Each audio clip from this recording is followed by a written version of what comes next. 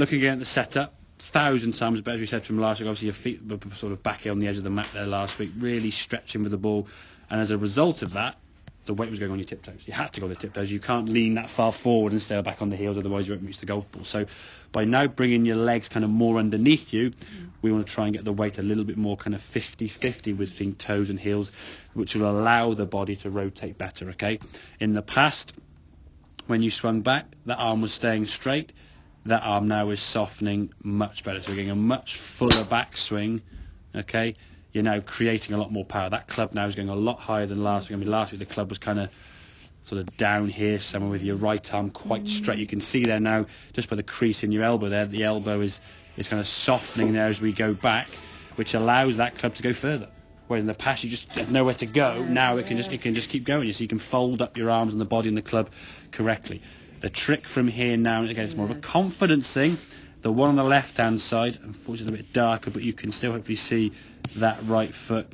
Nothing really moving there.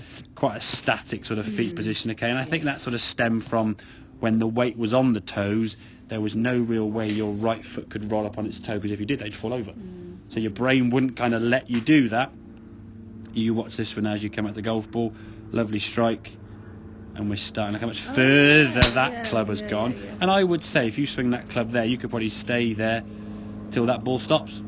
Whereas you watch this one here now as you swing through, the club is already starting, you see the club's gone to there, it's already starting to come back before the ball's even travelled half its distance. You see the club's recoiling back to here, whereas this one, you're right the way through and it just stays there because everything's completely unwound to the target, full rotation, knees, hips, shoulders, feet and everything. You're now facing the target, the club is just resting here, whereas on this side, with the body not really twisting through, the club is kind of stretching to get round there, and that's why it's got to recoil back to where it starts, because it doesn't want to keep going. That's why it's just too far around. So if we can get that sensation that we're swinging that club a little bit more with the body as we come through, and like I say, it's a trust issue. You can do it on the range, probably, I don't know, 1 in 3, 1 in 2 at the moment. That needs to become more of a 1 in 1 or a 5 out of 6 or 6 out of 7 or whatever it may be. So then you transfer that to the golf course. Okay, it's not going to happen straight away, I'd imagine. It could do. I'm not saying never say never, but expectations have got to be such that in the past you've swung a golf club in such a way that you've had to sort of stay flat-footed. Otherwise you'd lose balance. Now your balance is far better.